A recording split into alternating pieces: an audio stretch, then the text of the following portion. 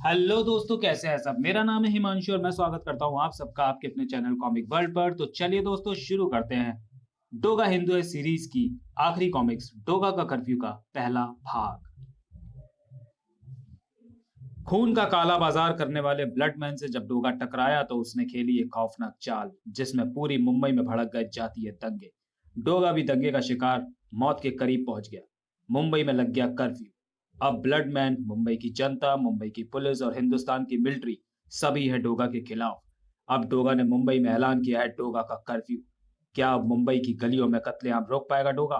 क्या हॉस्पिटल में खून की कमी से तड़पते घायलों को खून मुहैया करा पाएगा डोगा? देखें एक रक्षक का खूनी संघर्ष।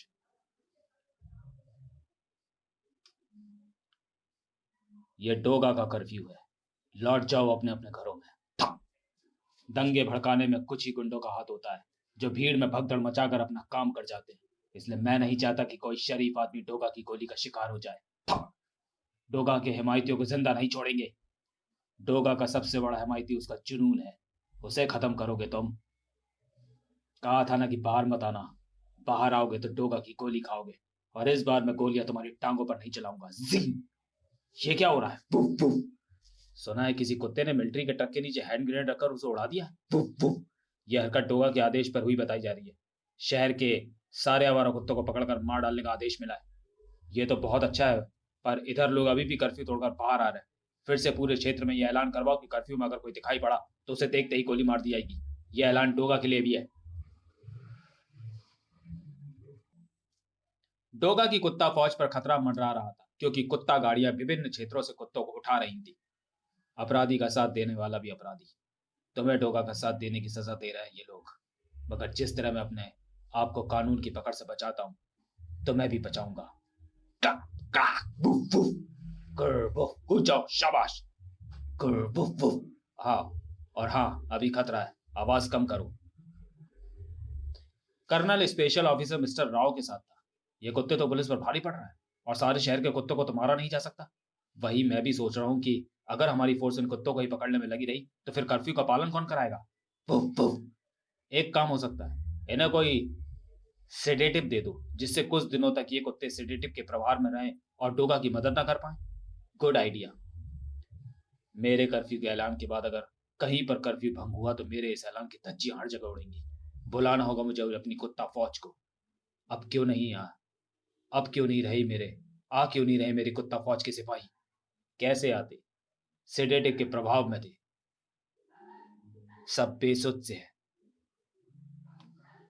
कहीं किसी ने न खाने में जहर तो नहीं दे दिया? नहीं नहीं, इनका शरीर हरकत कर रहा है।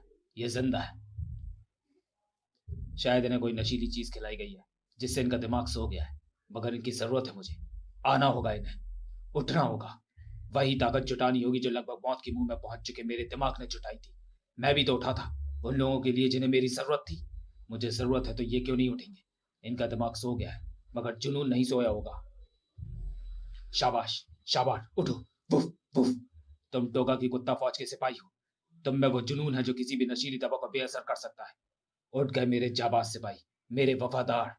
मैं जानता था तुम में जुनून है। कर, बुफ। जाओ, चारों तरफ फैल जाओ। जहां उपद्रव होता देखो वहां से भीड़ को खदेड़ दो। भीड़ ना माने तो आकर मुझे खबर दो। जाओ, जाओ। बुफ, कर। आखिर हमने तुझे ढूंढ ही लिया डोगा। देखा, देख, चारों तरफ से मिलिट्री से घिर गया है तू। कर्फ्यू का ऐलान करेगा तू। यहाँ की सरकार है तू।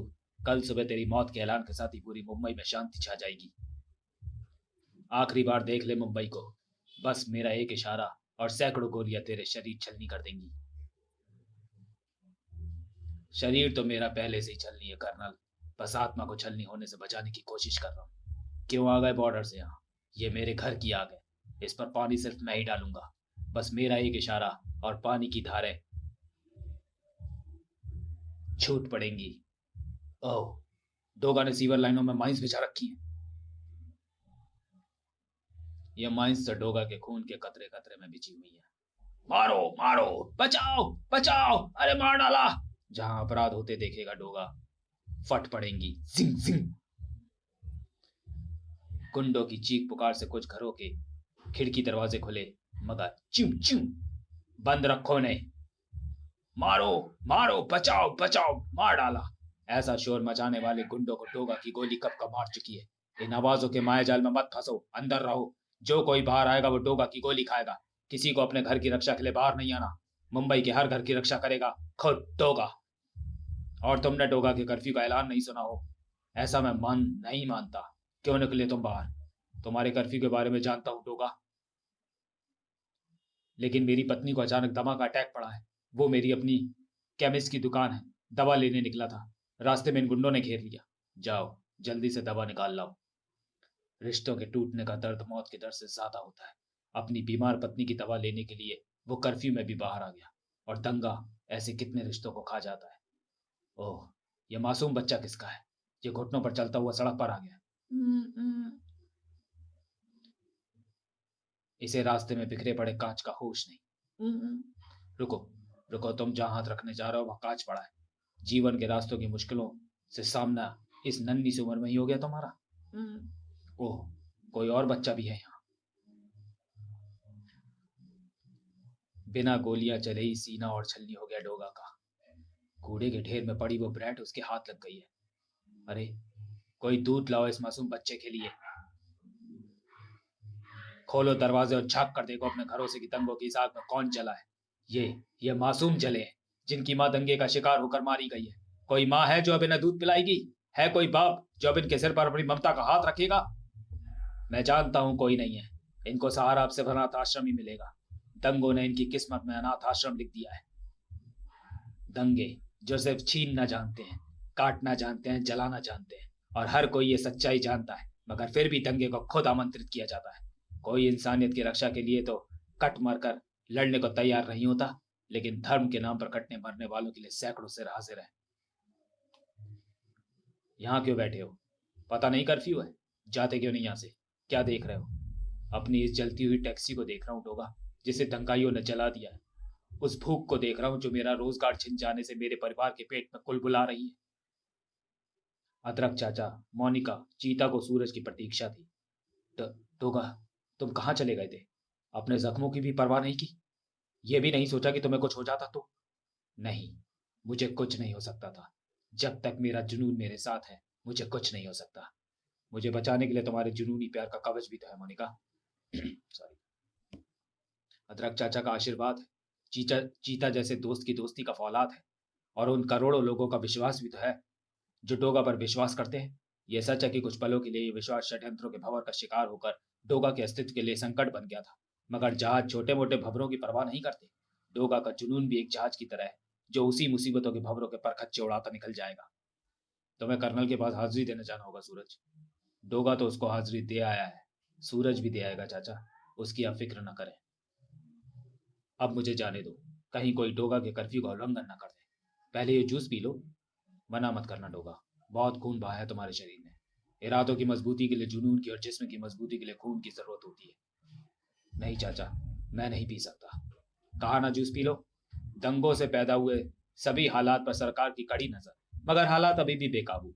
अस्पतालों में घायलों की तादाद बढ़ना जारी, खून की जबरदस्त कमी से जूझ रहे हैं अस्पताल। कर्फ्यू में लोग रक्तदान को कैसे आगे आए? क्या रक्तदान के लिए सरकार कर्फ्यू में ढील देगी? क्या डोगा अपने कर्फ्यू में ढील देगा? आइए पीड़ित लोगों से बात करते हैं। डोगा कर्फ्यू लगाकर हम लोगों की जानें लेना चाहता है। वो नहीं चाहता कि हम लोग यहाँ आकर रक्तदान करें। डोगा खून दे। खून की जरूरत डोगा ने पैदा की है, तो वही क्यों नहीं दूर करता खून की किल्लत को भी? हम डोगा से कहते हैं अगर वो सच्चा हमदर्द है तो खून दे। हाँ हाँ, खून दे डोगा। डोगा वादा करता है, डोगा खून देगा, डोगा सबको खून देगा। आपके अपने इस दंगे का शिकार हुए, आप इसके लिए किसको दोष देना चाहते हैं? डोगा को, डोगा को। हाँ, डोगा ही है इस दंगे का जिम्मेदार। मेरे बेटे को खून नहीं मिल पा रहा, वो तड़प रहा है। मेरे पति को खून की जरूरत है, अस्पताल में खून नहीं है, बाहर से नहीं ला सकते, बाहर कर्फ्यू है। अब कहाँ है डोगा? उसके कारण दंगा हुआ, अब डोगा ही लाकर देगा खून। उसके कारण खून की जरूरत पड़ी है। अगर मेरे बच्चे को कुछ हो गया तो मैं डोगा को कभी माफ नहीं करूंगी। डोगा वादा करता है, डोगा खून देगा, डोगा सबको खून देगा। तनावपूर्ण स्थिति देखते हुए कर्फ्यू में फिलहाल छूट नहीं, किंतु रक्तदान करने के लिए रेड क्रॉस और रेड प्लस सोसाइटी को फोन, ईमेल या मैसेज करें। रेड क्रॉस के अलावा स्वयंसेवी संस्था रेड ब्लड सोसाइटी की 20 गाड़ियों का रक्त इकट्ठा करने की अनुमति मिली। हमें भी रक्तदान करना होगा। मैं फोन लगाता हूँ। तो चलिए दोस्तों, वीडियो का यही समाप्त करते हुए मिलते हैं डोगा का कर्फ्यू के दूसरे भाग में अगले वीडियो में। तब तक के लिए धन्यवाद।